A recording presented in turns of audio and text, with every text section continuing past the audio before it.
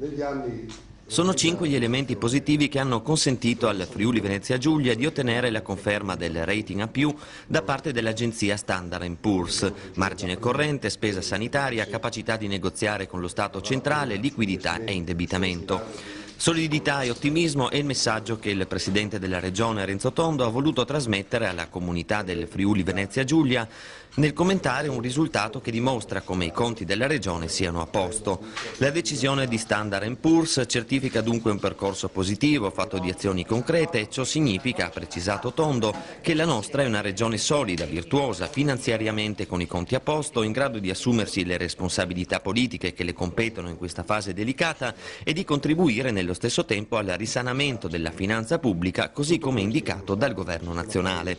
Il Presidente, assieme all'assessore alle finanze Sandra Savino, ha fornito anche chiarimenti sulla questione del debito della Regione, spiegando la differenza tecnica che esiste tra indebitamento e debito regionale.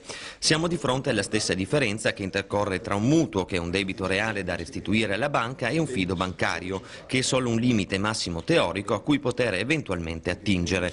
Vogliamo continuare sulla strada del contenimento del debito regionale, ha confermato, perché siamo consapevoli che questo ci permetterà in futuro di destinare maggiori risorse agli investimenti. Anche l'assessore Savino ha voluto rivolgersi prima di tutto ai cittadini.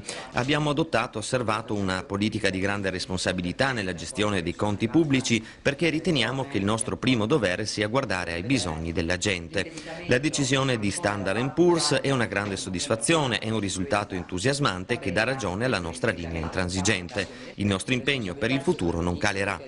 L'assessore ha ricordato i traguardi ottenuti nei negoziati con il Governo nazionale, prima la possibilità di ottenere subito le compartecipazioni sui tributi e poi l'estensione di queste compartecipazioni anche alle pensioni INPS. È stata una battaglia durissima, ha commentato, che diventa adesso un punto di partenza per poter offrire i servizi ai cittadini e per garantire lo sviluppo. Sui fondi fuori bilancio per le imprese, devo ringraziare